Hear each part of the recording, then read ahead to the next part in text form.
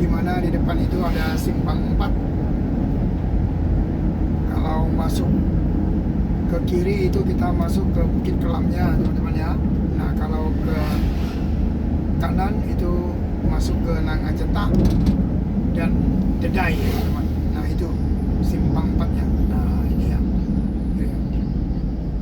Nah, karena kita mau ke Putus Tibau, kita lurus saja, teman-teman. Oke. Inilah suasana Jalan Raya Kelam di pagi hari, teman-teman. Seperti inilah.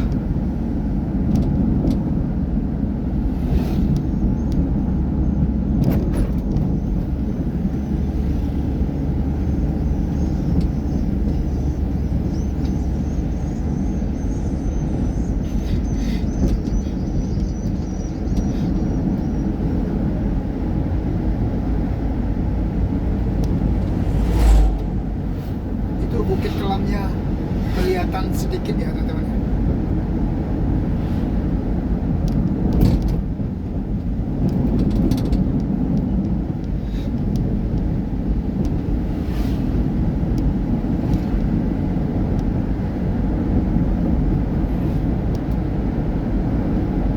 Oke, teman-teman.